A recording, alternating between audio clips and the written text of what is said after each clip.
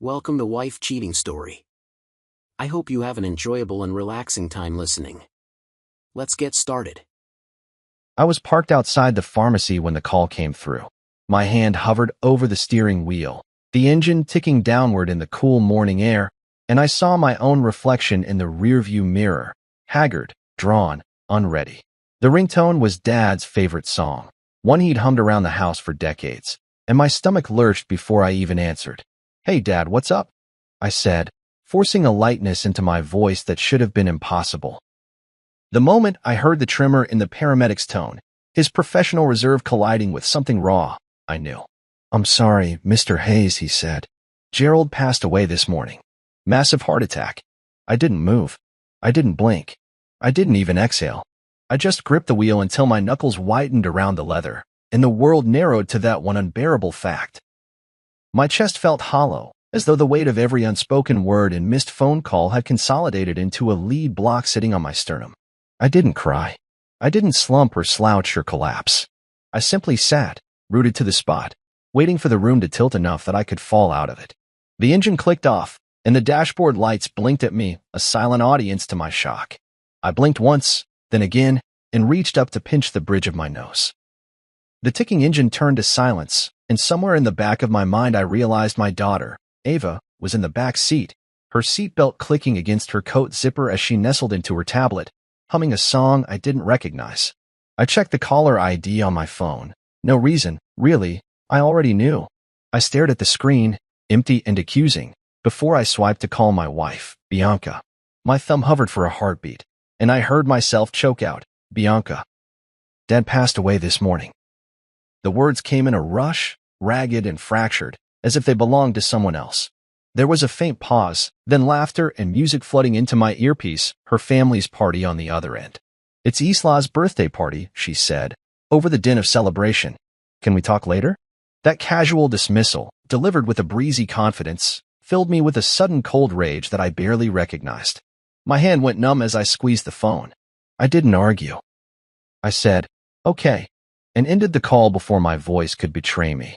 I looked over at Ava, whose head was tilted toward the window, the morning light catching her hair.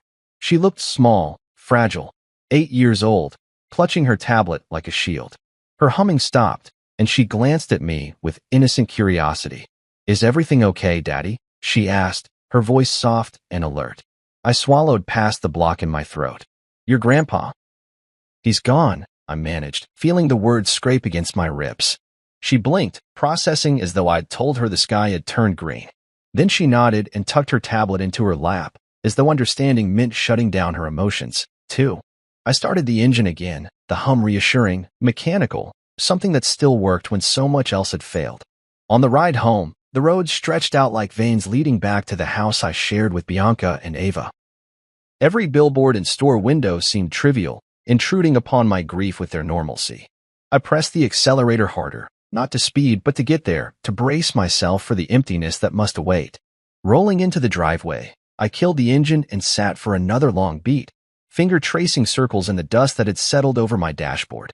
I took a breath, straightened my shoulders, and unbuckled my seatbelt. Ava unclicked hers, slid from the seat, and pattered around the car, her shoes whispering against the pavement. I met her at the door, opened it, and wrapped her in my arms, stiffly, at first, as if I was testing whether I still felt. Inside, the living room was in its usual state of morning disarray, a half-empty coffee cup on the end table, a cluster of crayons and coloring pages on the floor where Ava had been working, a stray sock draped over the arm of the couch.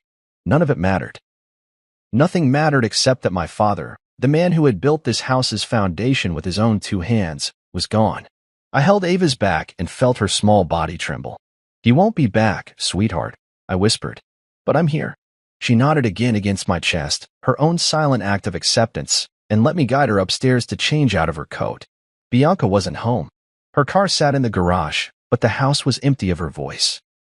The quiet was oppressive, as though her absence was another confirmation of all I had just lost. I carried Ava into her room and closed the door behind us. I took her flannel pajama top down from the hook and slid it onto her, tucking the tags inside so they wouldn't scratch her neck. She didn't protest. Instead, she traced the stitched name Gerald on the pocket, the last gift from her grandfather. I swallowed again, feeling as though my throat had been replaced by a tunnel of ice. That night, I lay awake on the couch, listening to the house settle around me. I'd made Ava a bowl of soup, anemic broth, really, but she ate 2 spoonfuls before she curled up with Grandpa's flannel shirt, breathing in the faint scent of him. I watched her drift off, small and trusting, and felt a fierce protectiveness rise in me. I couldn't let this be all there was, that ache, that betrayal by absence, that hollow betrayal by my wife. As the clock ticked past midnight and Bianca's party texts flickered onto my phone, photos of laughter, of cake, I realized something fundamental had shifted. I wasn't the man who sat by idly while the people I loved chose celebration over sorrow. I was awake now, and being awake demanded a reckoning. When Ava finally slept, I carried her to her bed and tucked her in, her head resting on Gerald's shirt like a talisman. I bent and kissed her on the forehead, the warmth of her skin grounding me. Downstairs, I opened the liquor cabinet, my last refuge when Dad was still alive, and closed it again without taking anything.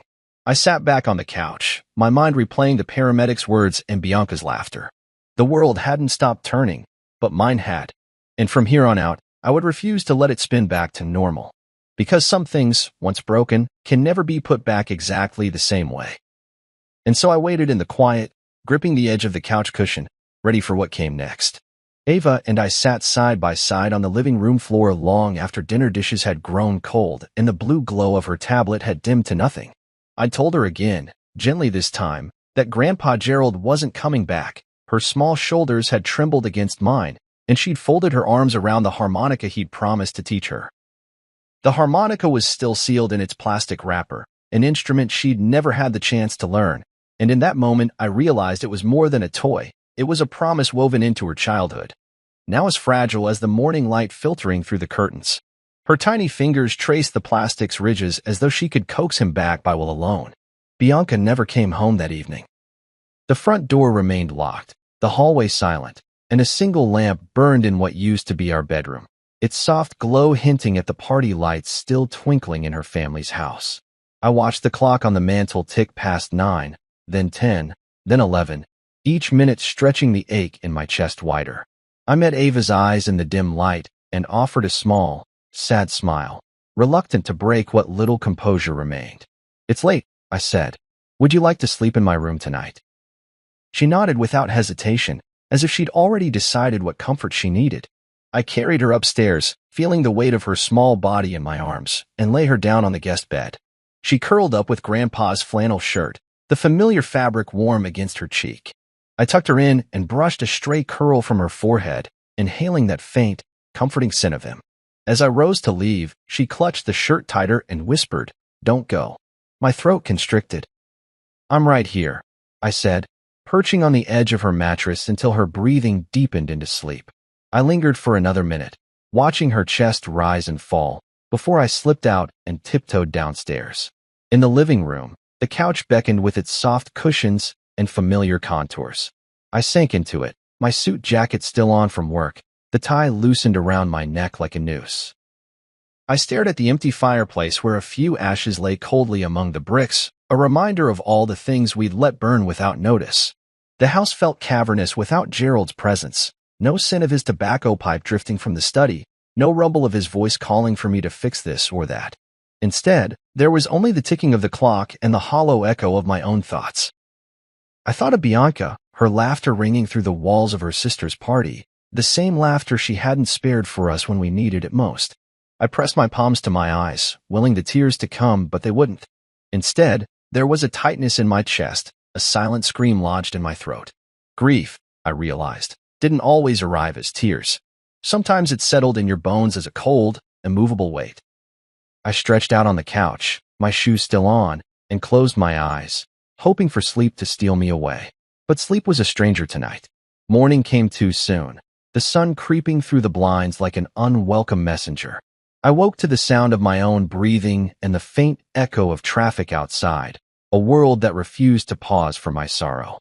Ava wasn't beside me. I sat up, swung my legs over the couch, and padded upstairs. Her door was closed. I knocked gently. "Daddy," she called. I opened it to find her still in Grandpa's shirt, eyes puffy but alert.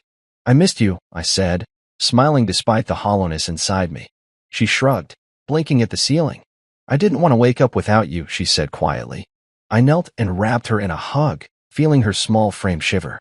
I'm here, I promised. We got dressed in silence, the usual morning routine reduced to mechanical tasks, brushing teeth, combing hair, pulling on socks. Breakfast was toast and applesauce because the kitchen cupboards felt too empty to rummage through. Ava sat at the table clutching the harmonica box, staring at it as though it were a relic from a dream she'd half forgotten. I cleaned up the crumbs and placed a hand on her shoulder. How about we take it slow today? Maybe Grandpa's fishing spot, the one by the river. She nodded, her eyes lighting up at the thought of the water, the reeds, the lazy drift of time in his company.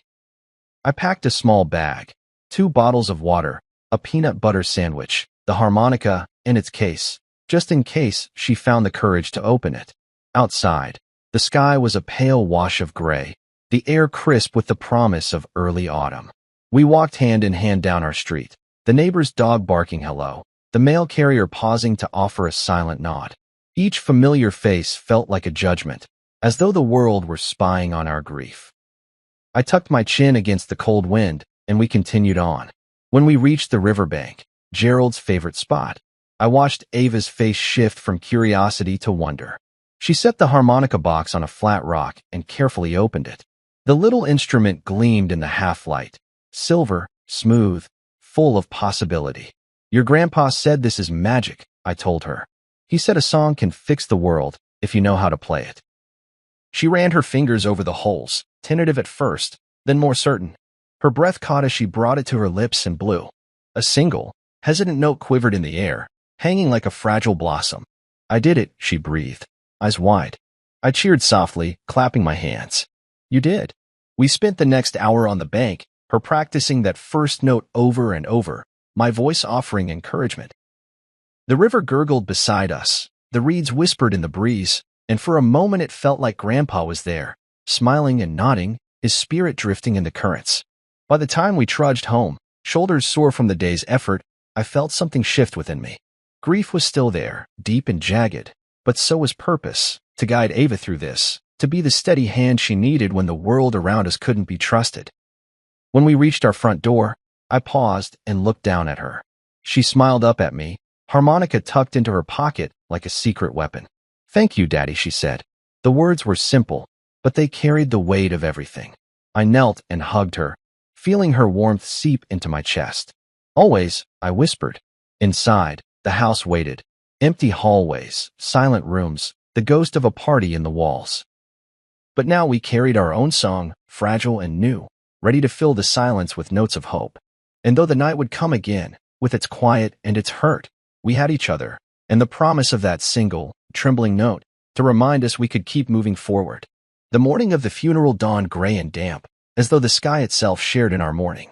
I drove to the funeral home with Ava beside me, her hand tucked into mine as we pulled into the small chapel's parking lot.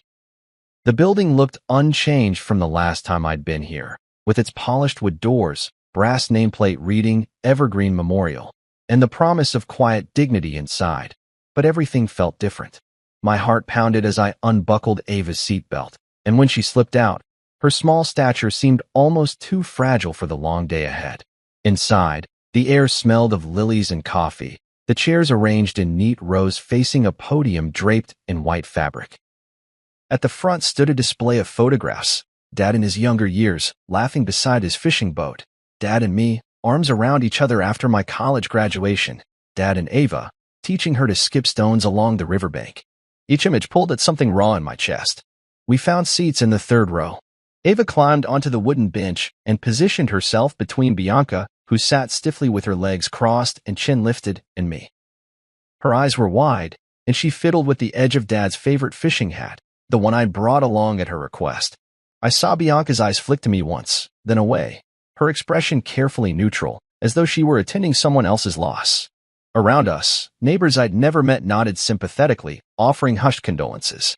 My father's barber, Tom, wearing a crisp suit and his usual friendly grin, tipped his hat at me. The men from Dad's fishing group, dressed in jackets too formal for their outdoorsy tastes, murmured about a good man lost too soon. Old family friends, bundling tissues in their hands, shared stories in low voices about Dad's teaching younger kids to fish and his pride when I got my first scholarship. Their presence filled the room with warmth and community, yet every comforting word seemed to tug open the fresh wound of Bianca's absence. 20 minutes before the service began, I noticed a seat remain empty, one of the front row spots reserved for Bianca's parents, and I realized Isla and Theo had not arrived, nor had her mother and father. A knot formed in my gut. I recognized the pattern from the party call: absence when I needed them, presence only when it suited their whims. My throat tightened, but I swallowed hard against the rising bile of frustration. I reached down and squeezed Ava's hand, offering what comfort I could. She turned to me with uncertain eyes and mouthed, "Mom?" I shook my head minimally. It was better she hear it from me than piece it together later. When the funeral director called the service to order, the chapel hushed. Soft organ music began, a hymn Dad loved, and my legs grew heavy. I rose slowly, each movement deliberate, and walked to the podium. The room narrowed to the lectern and the faces peering at me. The pastor in his black robe, the pallbearers standing solemnly beside the casket, the neighbors leaning forward on their seats. I cleared my throat, the sound harsh in my ears, and looked down at my notes, written in Dad's looping script that I'd borrowed for the day. I stand here today not just as Gerald's son, I began, my voice wavering, but as someone who was taught by him how to live with honesty, generosity, and love. I took a steadying breath, recalling how Dad had shown me the ropes on our first fishing trip, how he had guided my teenage feet through the unpredictable currents of adulthood. As I spoke, I watched tears well in the eyes of the old fishing buddies, felt the swell of collective grief rise and fall like the tide. And though my voice shook, I found strength in telling stories of Dad's kindness. How he donated his time to the local youth center, fixed broken fences for neighbors with no questions asked, and celebrated every milestone in my life as if it were his own. From the corner of my eye, I saw Bianca shift in her seat.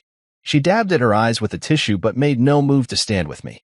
Her posture remained rigid, the lines of her shoulders tight around her throat.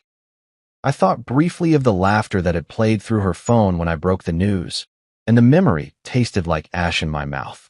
Yet I pressed on, offering the closure Dad deserved, channeling my pain into a tribute that celebrated his life rather than wallowed in sorrow. The final words came out in a whisper meant only for me.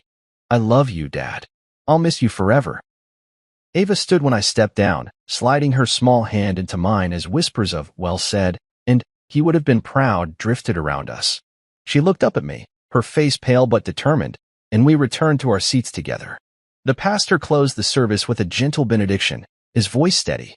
"Go in peace, carrying his memory in your hearts." We filed out, led by the pallbearers handling the casket with solemn care.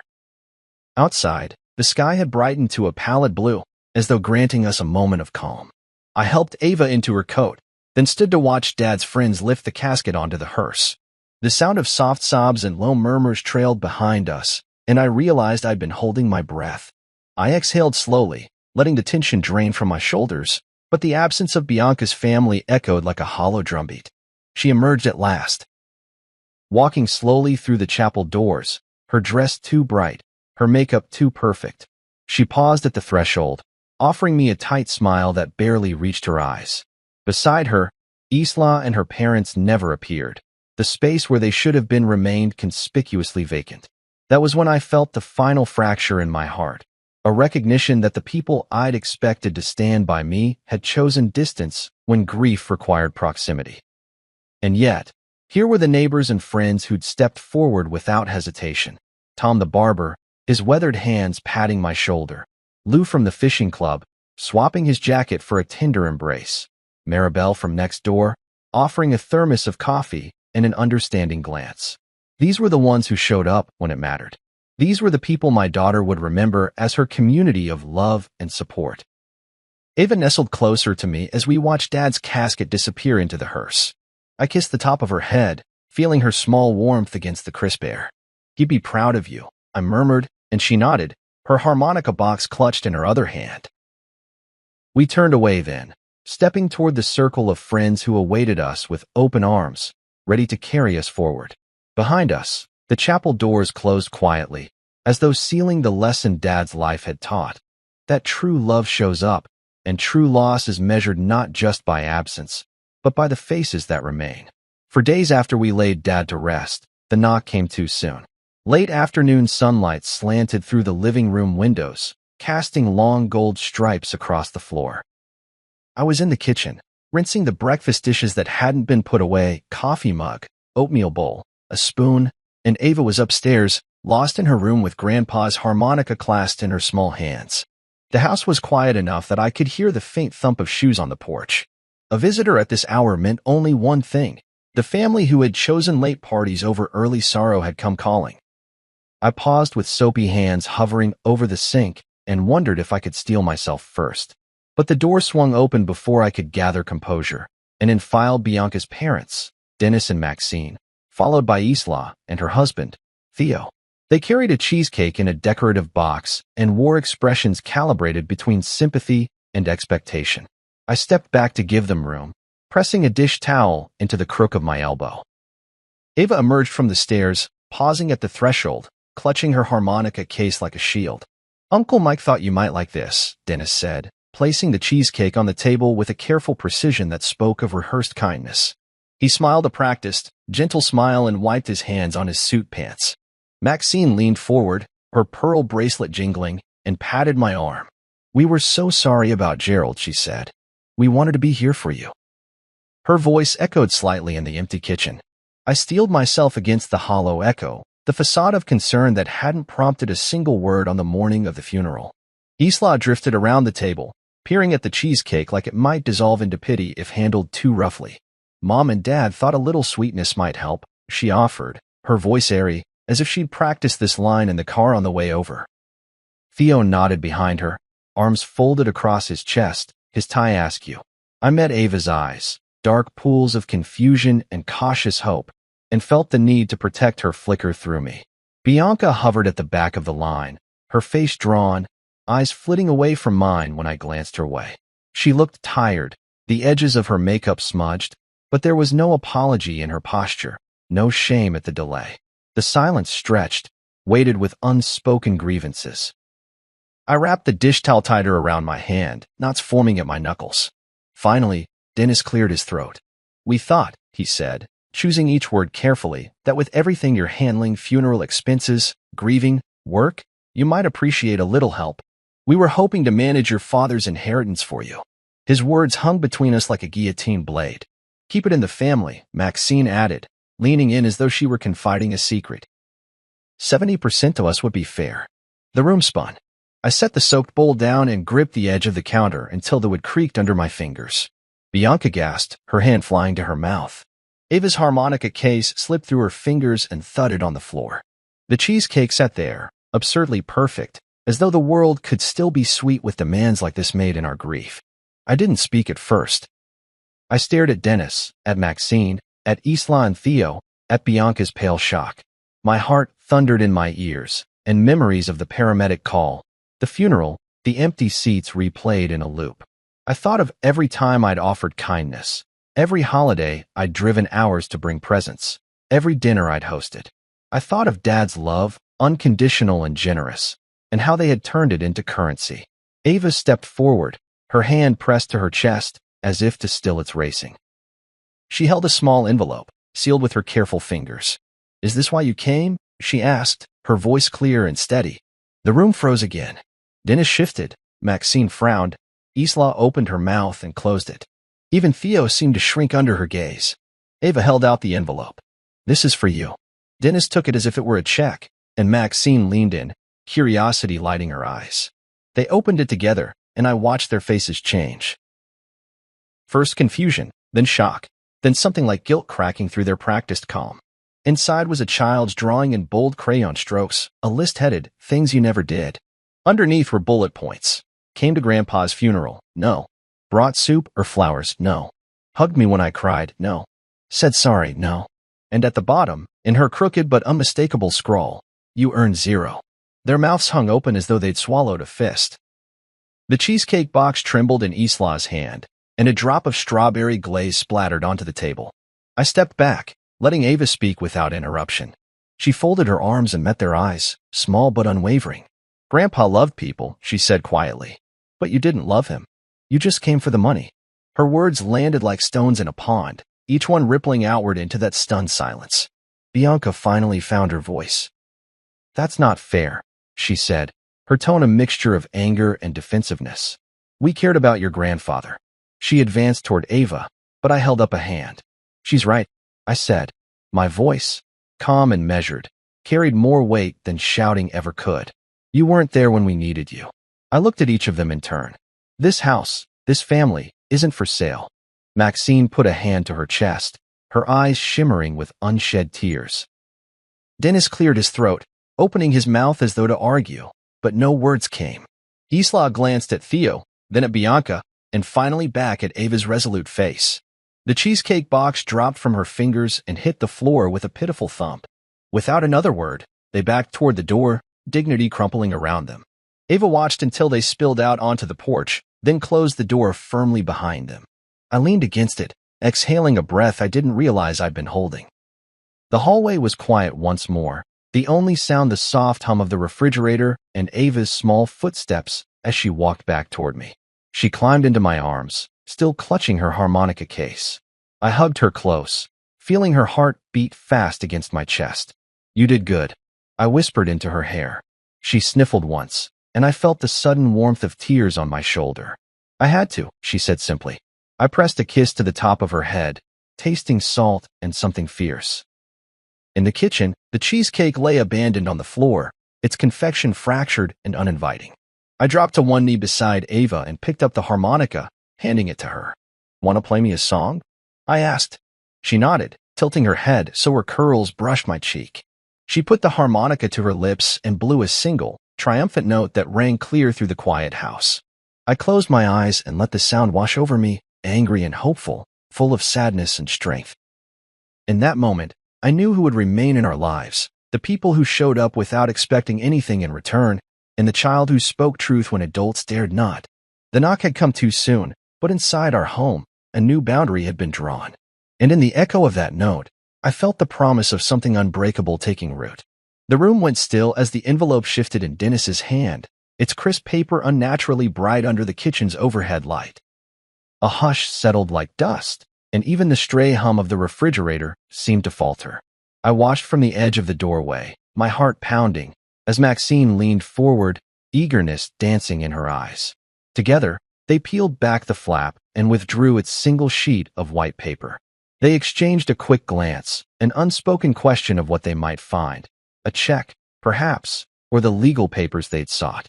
Instead, they found a child's drawing, its colors bold and uneven.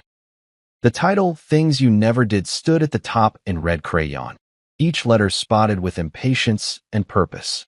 Beneath it, Ava's own handwriting listed the transgressions one by one. Came to Grandpa's funeral, no. Brought soup when Daddy cried, no. Hugs when I was sad, no. Said sorry, no.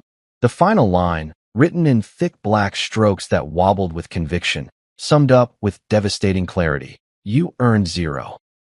Dennis's jaw slackened, the cheesecake box sagging in his other hand until it brushed against the counter. Maxine's eyes welled with tears, tears that did nothing to soften the sharpness of the words before her. Isla turned pale, her carefully applied lipstick smudging at the corners, and Theo uncrossed his arms as though surprised they had ever been folded in defense. I felt Ava step forward, her harmonica case clutched at her side, her face resolute. Bianca stood frozen, lips parted but no sound escaping. Time stretched. I imagined that moment would stand in my memory forever, a tableau of reckoning in the center of our home. I met Ava's eyes. Her gaze was calm, almost serene, as if she were bearing witness to a simple fact rather than accusing grown-ups with her rudimentary art. I felt a surge of pride so fierce it was almost painful. She had spoken truth when everyone else had offered only platitudes. Dennis dropped the envelope onto the counter, the paper sliding to a halt with a soft scrape. He swallowed, then cleared his throat. This isn't how he meant it," he stammered, voice thick. Maxine dabbed at her eyes with a tissue she'd retrieved from her purse, sniffling. "Sweetheart, you know we love you," she said, turning to us with breathless sincerity. "We just wanted to help." Isla nodded in agreement, stepping hesitantly forward. "I thought you'd want family involved," she said, her voice small. Theo offered a weak smile. "It's only money, Ava. That's all it is." Ava didn't flinch. She took a deep breath, straightened her shoulders, and said, Money isn't everything. Grandpa taught me that. But when you all left us alone at his funeral, when you laughed at my mom's party instead of holding my hand, you showed me what you really valued." Her words flowed clear, each syllable deliberate. I felt the room shift on its axis. There was no more room for excuses here. Bianca's face fell, sorrow and guilt wrestling across her features. She opened her mouth, searching for the right words, but none came. The silence pressed in, heavy and accusatory. I stepped forward, placing a gentle hand on Ava's shoulder. She didn't recoil. Instead, she leaned into my touch, drawing strength from our shared stance. I turned to Dennis and Maxine. "You asked for 70%, I said quietly, "of what belonged to my daughter. The man you claimed to love set aside every penny for her future." My voice was steady, but I felt the heat rise in my cheeks. "You weren't there when we needed you. You waited until we were wounded, then offered comfort wrapped around a demand. That's not help. It's exploitation." Maxine swallowed hard, her lip trembling. "We never meant to," she began. Dennis lifted a shaking hand. "We just thought." I held up a hand to forestall their words. "Thought what? That grief makes you generous? That sorrow justifies your entitlement? You can't come in here and preach family values when you skip the very event that honors family bonds." I closed my eyes for a moment, breathing deeply. "Ava, would you like to say anything else?" She blinked at me, then turned back to her grandparents. "Grandpa used to say we earn love by being there. He never kept score, but he believed in showing up." She paused, letting that sink in. "If you loved him, you would have been at his funeral. If you loved us, you would have offered kindness without a price. You didn't." Dennis bowed his head, shame softening the defiance in his stance. Maxine's shoulders sagged. Isla clutched Theo's arm as though for comfort, and Theo looked away, unable to meet our eyes. Bianca exhaled sharply, a sound of defeat. A long moment passed before Dennis spoke again. His voice was quiet, almost apologetic. I'm sorry, Ava. We were thoughtless. I thought this was the best way to show we cared, but I see now. I was wrong." He swallowed, struggling for composure. "Please forgive me." Maxine's apology was less articulate, a choked, "I'm sorry," half-whispered. Isla and Theo remained silent, shoulders trembling. I studied them all, weighing sincerity against pattern, history against a single moment of contrition. Finally, I nodded, stepping aside. "You may leave now," I said. They hesitated, then turned toward the door. The cheesecake box still sat on the counter, untouched and unwanted. Dennis tucked it under his arm without conviction, and they filed out in a line heavier than when they'd entered. The front door closed behind them with a quiet click, and the hallway returned to its familiar hush. Ava took a trembling breath, the tension leaving her shoulders in a single exhale.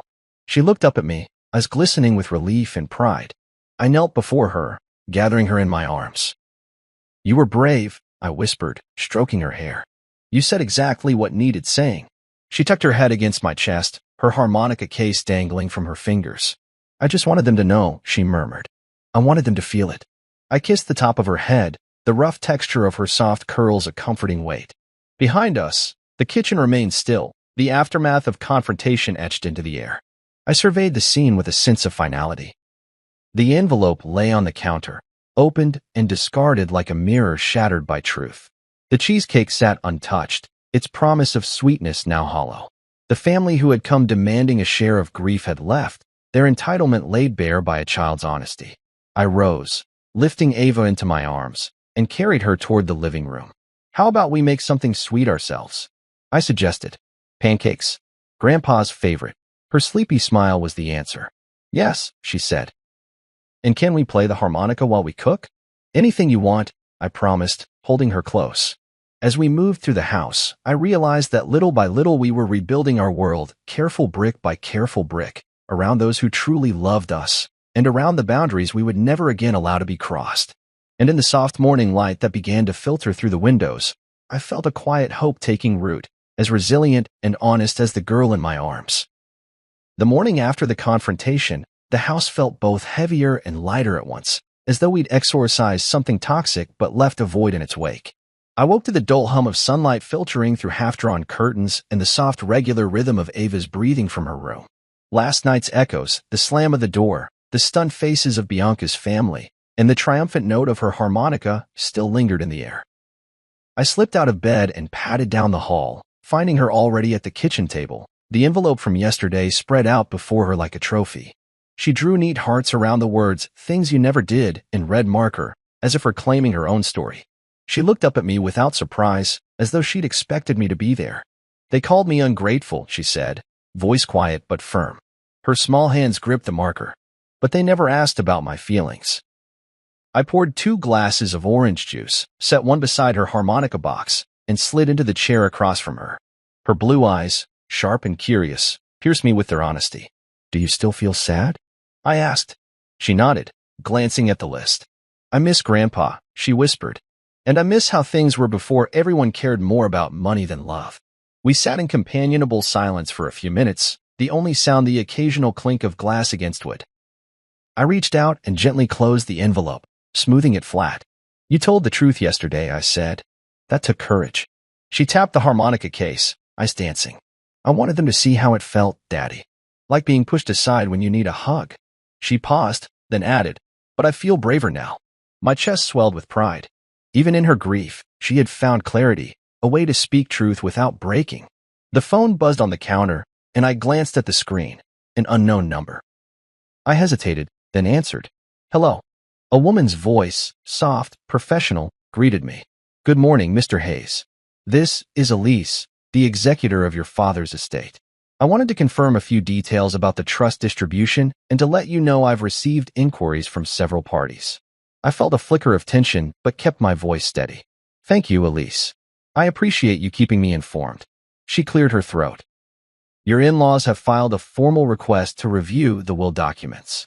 They've retained counsel to contest the terms, citing undue influence. I wanted to make sure you were aware before any action is taken." I pinched the bridge of my nose, frustration mounting. "Understood. Please proceed as needed. Gerald's wishes are clear in the will. Everything to Ava."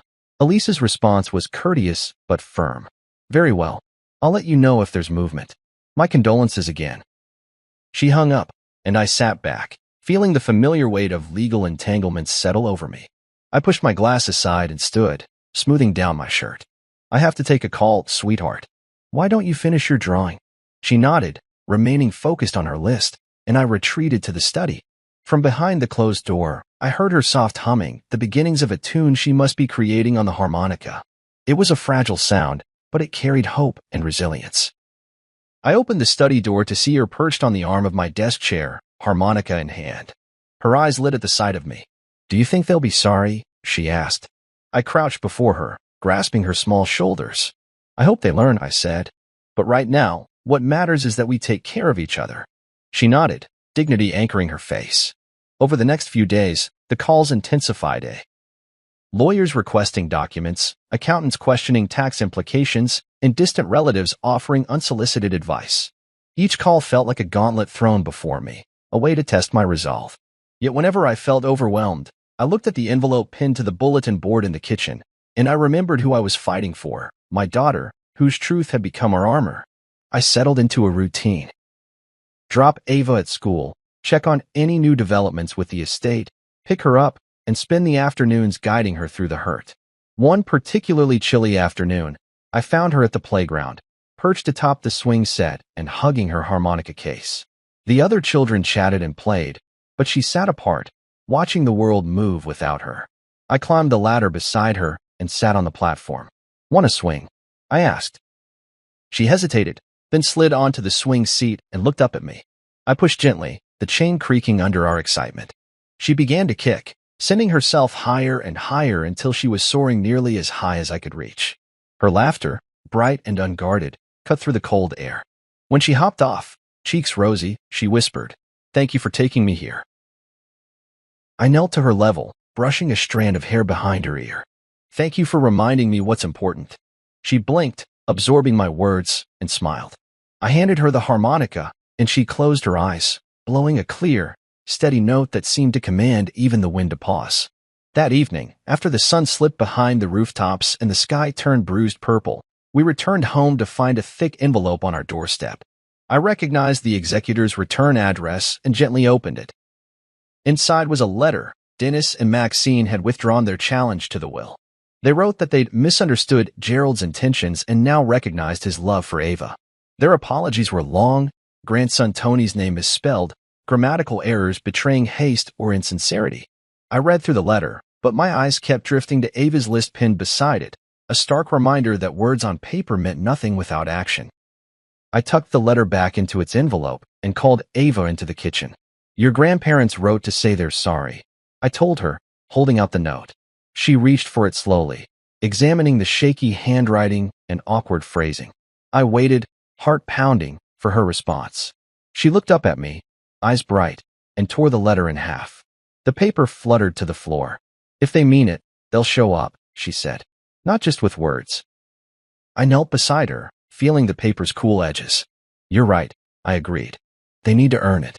She smiled, a hint of relief softening her features. "Then we'll see what happens next," she said. I wrapped my arm around her, drawing her close. In that moment, I realized that protecting her meant honoring her boundaries, even against the ones who claimed to love her most. Before bedtime, I tucked her in and kissed her forehead. "I love you," I whispered. She pressed the harmonica to her lips and played 3 notes, soft, rising, and strong.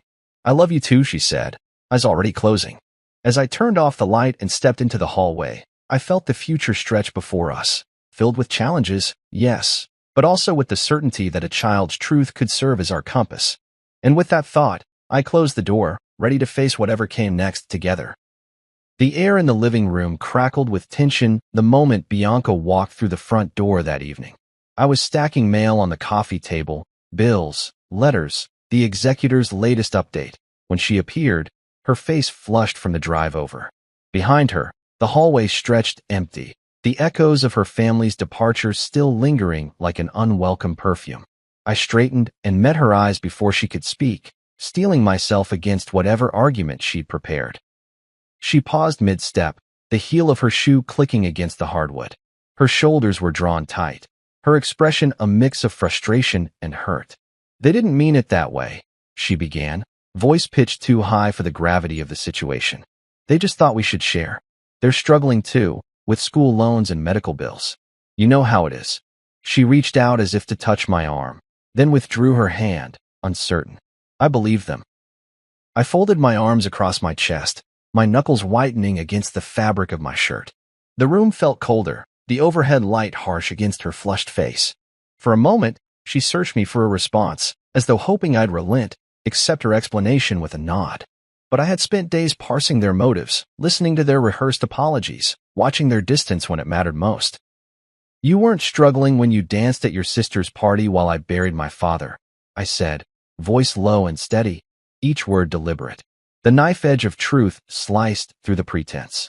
Her mouth fell open, a silent gasp that carried all the words she couldn't voice. I saw the pain flare in her eyes, but not because she felt the weight of her own absence. It flickered because I refused to back down, because I refused to allow her excuses to eclipse my daughter's hurt. I watched her recoil as though my words had punched a hole through the fragile barrier of her denial. The moment stretched, taut and unforgiving. "Bianca," she began, her tone pleading now, as though the memory of our vows might still hold sway. "If you keep shutting my family out, I don't think I can stay in this marriage."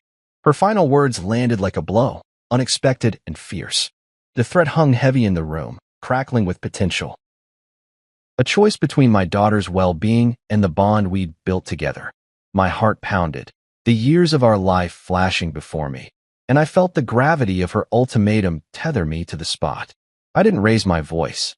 I didn't shout or plead or sob. Instead, I stood up, straightened my shoulders, and walked quietly across the room. My movement startled her. So quiet, so resolute it was as though I'd crossed an invisible line. I went to the wall safe where Dad's most important papers lay locked away. Insurance documents, birth certificates, and most importantly, his last will and testament. The safe's combination felt familiar under my fingers. Dad had taught me the code on one of his rare visits home, trusting me with his legacy. I opened the safe and removed the thick envelope marked with Dad's signature. Bianca watched, her eyes narrowing, suspicion and curiosity mingling.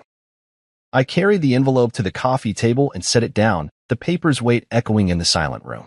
I slid a chair over, sat down, and eased open the flap. Inside lay the official will, its crisp pages lined with Dad's precise, looping handwriting. She swallowed, glancing at the page as I spread it flat. "Read it," I said softly. My voice was almost gentle, but carried the unshakable firmness of conviction. The first line outlined the distribution of assets, but her eyes skipped to the names in bold at the end. "I leave all of my estate, financial holdings, properties, personal effects, to my granddaughter, Ava Hayes. No residual shares to my son, Michael Hayes, nor to my daughter-in-law, Bianca Hayes, nor to any other family members." Bianca's face drained of color. She leaned forward, as though proximity might clarify the text, then glanced at me with a mixture of disbelief and dawning understanding. She closed her eyes, her lips trembling. I watched her struggle to find words under the weight of Dad's final instructions. I stood and walked to the window, placing my hand on the sill as though bracing against the storm outside. The street lamps were beginning to glow in the early dusk, a soft amber light that did nothing to soften the truth. Behind me, Bianca's voice cracked as she whispered, "He wouldn't do that. He loved me." I turned slowly, meeting her gaze. "He loved you enough to be honest," I said. "He knew, as I do now, that his legacy belongs to the one who loved him when it counted, not the one who cared about cake and music instead of farewell and tears." She sank into the chair across from me, the will still open on the table. Her shoulders slumped as though the fight had drained out of her. I heard her inhale sharply, as if trying to summon courage for another defense. But there were no defenses left, only the cold clarity of his final wishes. I stepped closer, lowering my voice even more. "I'm not trying to drive you away," I said, "but I won't let anyone undermine what Dad wanted. And I won't let anyone hurt Ava again." The room seemed to contract around us, bound by that unyielding declaration of protection. Tears spilled down Bianca's cheeks, but I didn't reach for her. This wasn't a moment for comfort, it was one for accountability. She lifted her head, eyes red-rimmed and glistening. I never thought he'd go that far," she whispered. Her voice wavered between sorrow and shock. "Dad always went that far for the people he loved," I replied. I folded the will and returned it to the envelope, then slid it back into the safe with steady hands. The lock clicked shut, sealing away not just paper but the final boundary Dad had drawn. I turned to near her, offering neither apology nor embrace, but something firmer, respect for his wishes and unwavering commitment to my daughter. "This changes things," I said. My words were simple statement, not threat. "But it doesn't change my love for you or my hope that you'll choose us, her and me, over anything else." Bianca nodded, her shoulders trembling. She rose slowly and crossed to stand before me. For a long moment, we simply looked at each other, two people bound by love and conflict, by memory and loss. Then she reached out, hesitated, and let her hand hover near mine. I didn't move to take it, waiting for her to decide if reconciliation was what she truly wanted. Finally, she drew her hand back and said, "I need time." Her voice was barely audible, but contained everything: regret, fear, and a glimmer of desire to make things right. I inclined my head once. "Take all the time you need," I replied. "But remember, our door is open only when we feel safe, when we feel loved for who we are and for what we believe." She swallowed, eyes shining with unshed tears, and watched as I turned away, leaving her in the soft glow of the lamplight. I crossed the room, picked up my coat by the door, and paused. Without looking back, I said quietly, "Good night." Then I stepped into the hallway, closing the door gently behind me. And for the first time, leaving it to Bianca to choose whether to open it again. The morning light streamed through the curtains, illuminating the dust motes dancing in the living room like restless ghosts. I sat at the kitchen table, the will's envelope before me, and watched Ava across the room, curled up on the sofa with the letter pinned to her chest. She'd fallen asleep clutching it, her small chest rising and falling in a steady rhythm. The envelope was tattered at the edges, its paper declaring her grandfather's final wishes, and to her it had become a talisman, a fragile shield against forces she barely understood but instinctively trusted. I traced the embossed seal with a fingertip, the weight of Dad's legacy heavy in my palm. The legal staff at Elise's office had called late last night. Formal notices filed by Dennis, Maxine, and even Bianca's reluctant signature. They'd retained Uncle Frank's firm downtown, Dad's former colleague. hoping to contest the will on grounds of undue influence. I'd barely slept, staring at the ceiling as their demands echoed in my head, replaying the injustice of their late attendance and now their audacity to challenge Grandpa's final word. The phone buzzed on the table. I exhaled, bracing for another call. Hayes residence, I answered. Michael, it's Elise. Her calm voice crackled through the line. I wanted to update you. Your in-laws have served notice to the probate court. They're alleging your father was not of sound mind when he drafted the trust. They've submitted affidavits from 2 medical professionals they claim will testify to his diminished capacity. My chest tightened. Those affidavits are bogus, I said, voice low but edged with anger. My father was sharp as a tack until the end. Elise sighed. I agree. Their motion lacks merit. The judge denied the temporary injunction against distribution, so as of today, the assets can be transferred to Ava's trust account. However, they filed for a full hearing. It could drag on for months. I want those assets secured for her immediately, I said. I could feel Ava's small form on the sofa echoing in my mind, her reliance on the envelope, her budding trust in me. What do we need to do? We'll need your testimony, documentation of your father's capacity, maybe character witnesses. I'll prepare a response to their affidavits and schedule depositions. They'll dig deep. I nodded, though she couldn't see me. Thank you, Elise. Let me know what you need. I hung up and slid the phone aside, swallowing the knot in my throat. The war had begun in earnest. I stood and crossed to the sofa, gently lifting Ava and carrying her to her room. She murmured in her sleep, clutching the envelope to her heart. I tucked her in beneath Grandpa's flannel shirt and smoothed her hair back. Dad's going to protect you, I whispered. We'll see this through. She shifted, murmured another soft promise, and drifted deeper into sleep. Back in the kitchen, I brewed coffee, the aroma filling the silent house. I rifled through Dad's papers. Medical records confirming his health, dental charts, even an old cognitive assessment from his annual checkup. All clear. I assembled the files into a neat stack, ready for release. Then I reached for my own phone, scrolling to Uncle Frank's number. My thumb hovered, hesitation flaring. He was a skilled litigator and a family man, Dad's oldest friend, loyal but torn by divided loyalties. I tapped the call button. Frank, he answered promptly. Uncle Frank, I began, using the name Dad's siblings used, the name that carried warmth. I need your help. They're contesting Grandpa's will, claiming he wasn't of sound mind. They filed affidavits. Silence crackled over the line. I'm aware, he said at last, voice measured. I received the notice yesterday. It's unfortunate. I know you're being pressured, I said. But I need you, your expertise, your testimony about knowing Dad for 40 years, his clarity of mind. He sighed. Michael, I can't represent you in this conflict of interest, but I can consult with Elise and prepare an affidavit myself. I'll attest to his capacity, to our conversations up until his final days. Relief surged through me. Thank you, I said, voice thick. I know you'll do the right thing. I promised your father, Frank replied quietly. I'll honor that promise. We hung up, and I gazed around the kitchen as though the walls could absorb this reassurance. But I knew that even Frank's support would not shield me from the whisper campaign that had already begun. By midday, phone messages started trickling in text from old family friends commiserating, asking if we needed funds, subtle hints that they feared losing their share. I deleted one after another.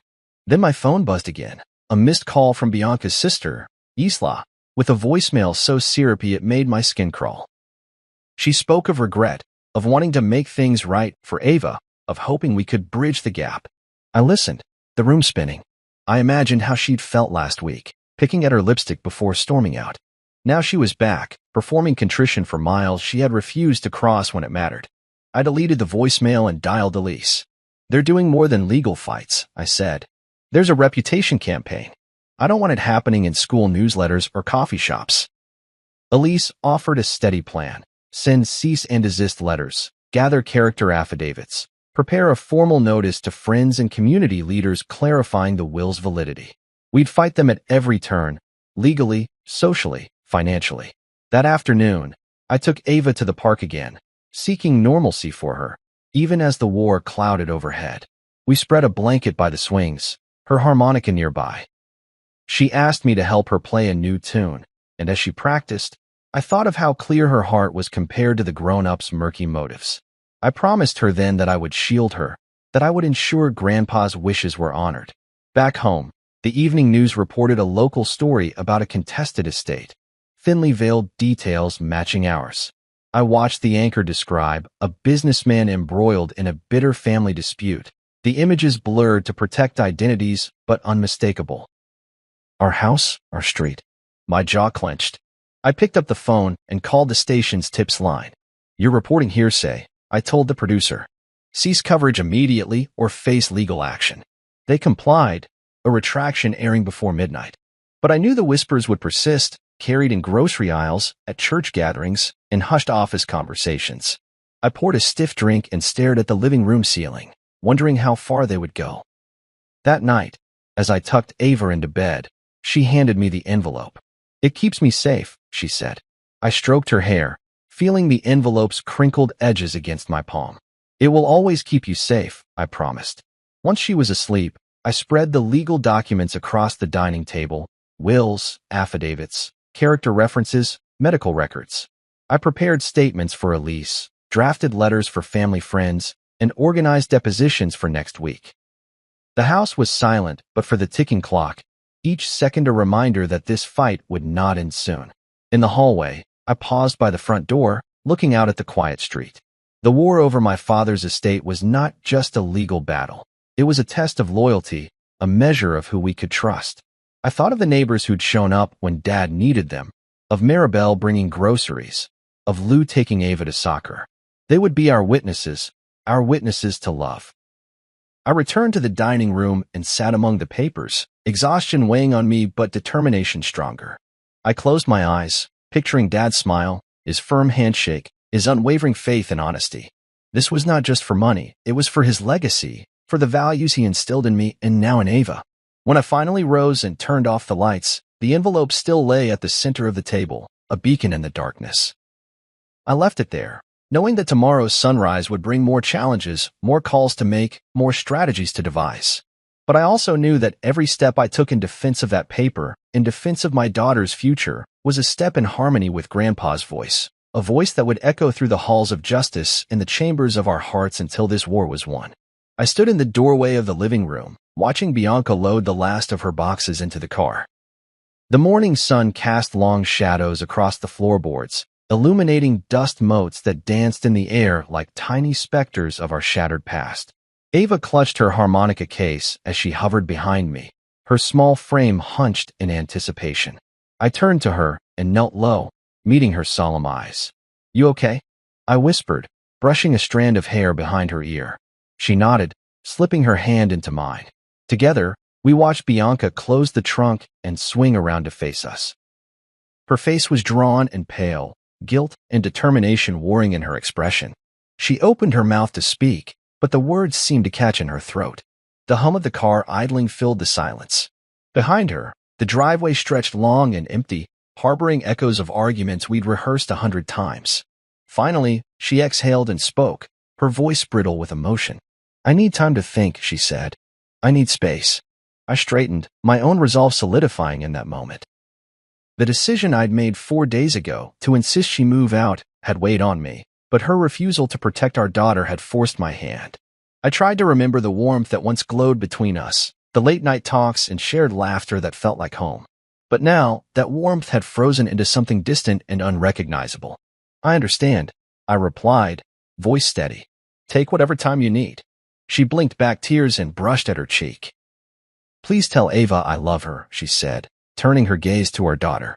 She crouched and pressed a kiss to Ava's forehead, breathing in the scent of her hair. "I'm sorry," she whispered. Ava's face flickered with that blend of sadness and strength that had carried her through so much already. She simply nodded, then looked back at me, her silent request hanging in the air. Let her choose. Bianca rose and moved to the passenger's side, leaving a hush in her wake. I watched the taillights glow red as she pulled away, carrying her regrets and uncertain hopes down the street. When the engine finally cut, the driveway felt emptier than it ever had. I guided Ava inside and closed the door behind us, the click echoing through the empty rooms. We spent the morning like ghosts of our former family, wandering through the quiet halls. I cleared away Bianca's remnants, her coat from the hook, her coffee mug from the counter, each action a small ritual of separation. Ava followed at my side, placing Grandpa's harmonica on the mantel before wandering to the window. She pressed her nose to the glass and watched the empty driveway, blinking back tears. I knelt beside her and wrapped an arm around her shoulders. "She'll come back when she's ready," I assured her. "And if she doesn't, we'll be okay." She leaned into my side, her harmonica case clutched against her chest. "I know," she said softly. "I want us to be okay." Her small voice trembled with a grown-up bravery that both broke my heart and filled me with pride. I stood and lifted her into my arms, carrying her to the kitchen where I set her down on a stool beside the counter. "How about pancakes?" I suggested. She offered a small, hopeful smile and nodded.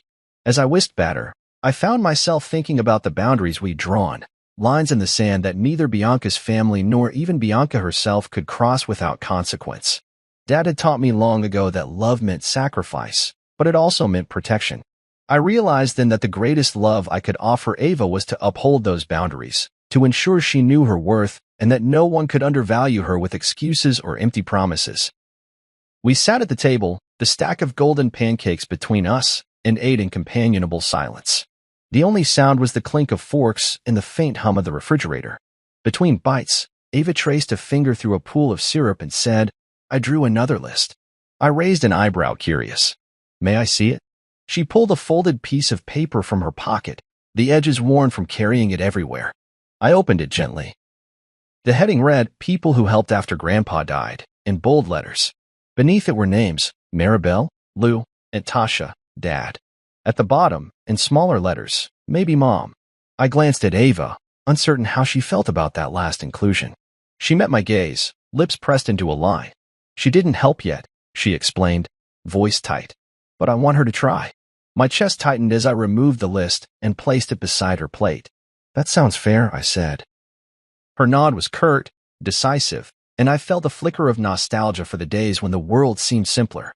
But simplicity had been replaced by truth, and truth required patience. That afternoon, I dropped Ava at her grandmother's house. My own mother had volunteered to look after her while I handled the estate matters. Grandma greeted her with open arms, her warmth a balm for both our wounds. As Grandma and granddaughter disappeared into the kitchen for cookies, I returned home to my desk, where legal papers awaited my attention. Depositions were scheduled, affidavits needed drafting, and community whispers needed silencing. Hours later, I found myself walking through Dad's workshop in the garage, his tools still hung in neat rows, his workbench scattered with relics of carpentry projects past. I ran a hand over a battered hammer, remembering how he'd taught me to swing it, how he'd encouraged precision and patience. I closed my eyes, inhaling the scent of sawdust and memories, and whispered, "I'll draw new lines, Dad, just like you did." That evening, I sat on the porch, the sky painted in bruised purples and deepening blues. I heard the crunch of gravel and looked up to see Bianca approaching on foot, her silhouette outlined against the fading light. My heart thudded unexpectedly, a mix of longing and caution. She stopped at the gate, hesitating as though uncertain if she should step closer. I rose and crossed the porch, the wooden boards whispering under my feet. She stood barefoot on the grass, the breeze catching her hair. Neither of us spoke at first. The distance between us held more meaning than any words could convey. Finally, she exhaled and said, "I decided to try." Her admission was simple, but carried the weight of potential reconciliation. I studied her face, the remorse in her eyes, the uncertainty in her stance, and felt both compassion and resolve solidify in me. "I'm glad you came," I replied evenly. "But it's up to Ava to decide if you've earned a place again." She nodded, tears glinting at the corners of her eyes. "I understand." She reached out but didn't touch, respecting the boundary I'd set. "I'll give her time." I stepped aside and offered my arm. "Would you like to sit?" She accepted, and we took our seats on the porch steps, side by side but not touching. The evening air was quiet, save for the chirp of crickets and the distant glow of streetlights. I turned to her and said, "She has your apology. Now you have to show her love in action, not words." She nodded, eyes fixed on the star-flecked sky. "I will," she whispered. "I'll bring her soup. I'll listen when she cries. I'll be there." I let the moment hang between us, a fragile promise drawn in the sand of our new reality. The dusk deepened, and we sat together in that silence, two people who had once been united, now bound by the outlines of what truly mattered. And as the first stars blinked into being overhead, I felt that the lines we had drawn were not walls, but guides, paths leading us back, step by careful step, toward the family we once were and, perhaps, toward the family we could become. Months had trickled by since the day Bianca finally crossed our threshold again. In that time, our household had woven a new rhythm. Quiet mornings of toast and laughter over harmonica lessons, afternoons spent at the riverbank where Ava coaxed new melodies from her instrument, and evenings lit by the soft glow of reading lamps as I guided her through homework and bedtime stories. The envelope, once a barrier, had become a symbol of clarity, pinned above our kitchen table like a landmark reminding us who we were and where we stood.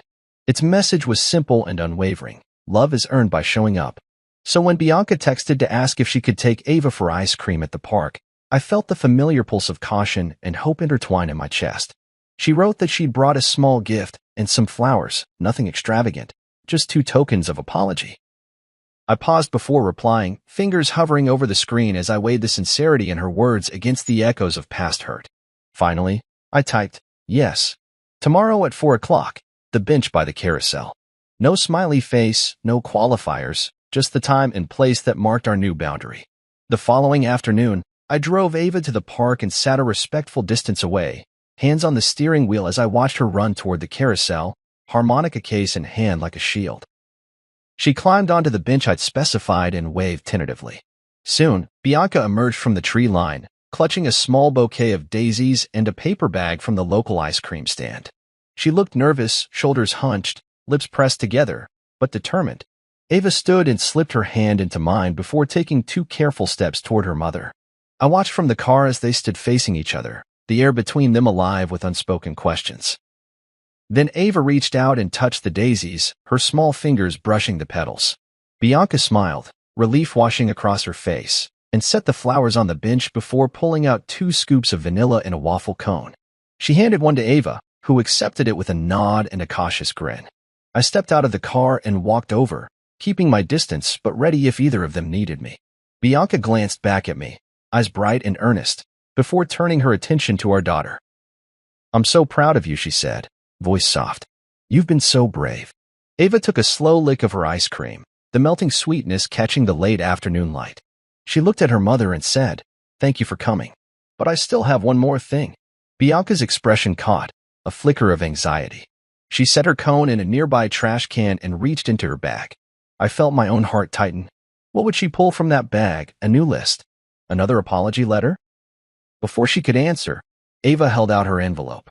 The one she'd carried everywhere, now creased and softened by time. Bianca's eyes widened, as if she'd forgotten that symbol of truth persisted beyond spoken words. Ava spoke with clarity that pierced through my own protective reserves. "I want you to read this," she said, extending the envelope. "It's a new list." Bianca swallowed and reached forward, fingertips brushing the paper. She hesitated, then took the envelope with trembling hands. She slid her thumb under the flap, unfolded the paper, and read the heading. "Things you have done." I watched her eyes trace the lines. "Came when I asked, yes. Listened when I cried, yes. Brought soup when I was sick, yes. Told me you're proud, yes, yes, yes." Each affirmation was a lifeline thrown across the gulf that had yawned between them. Tears glistened in Bianca's eyes as she lifted her gaze to meet Ava's. For a moment the world held its breath. Then Bianca sank to the bench beside our daughter and wrapped her arms around her. Ava leaned into the embrace, harmonica case pressed between them. I felt the tension in my chest, years of hurt and defense, unwind just a fraction as I realized something profound. Boundaries can become bridges when both sides honor them with action. I cleared my throat softly, stepping onto the grass. "Mom brought you ice cream," I said, nodding toward the discarded cones. "And I brought us all homemade lemonade."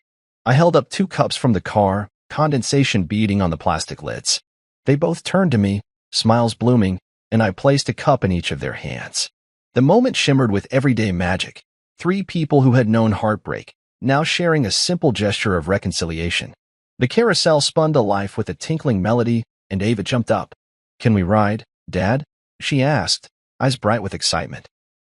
I nodded, and we walked toward the pastel horses, 2 adults bracketing our daughter, who climbed into the seat between us.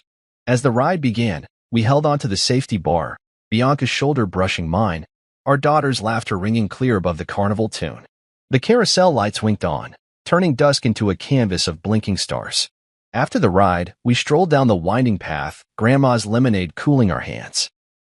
Olivia the vendor called after us, extra whipped cream next time, and we laughed. Bianca slipped her hand into mine, a gesture more telling than any words. I am here. I want to be here. At the park's exit, we paused by the swings. I pushed Ava gently, her legs pumping the air until her laughter tumbled into the sky. Bianca sat on the adjacent swing, tucking a strand of hair behind her ear. I looked at her, noticing the softness in her eyes and the quiet conviction in her stance. She turned to me and whispered, "Thank you for trusting me." I nodded and pulled out my wallet, handing her a $10 bill. "On me?" I said. "Get yourself a cone." She smiled, the debt of pettiness and argument evaporating into the summer air. She walked to the vendor and returned with a single scoop of chocolate, pressing it into my hand with a conspiratorial grin before returning to her seat. We left the park as twilight deepened, our footsteps echoing with gentle conversations.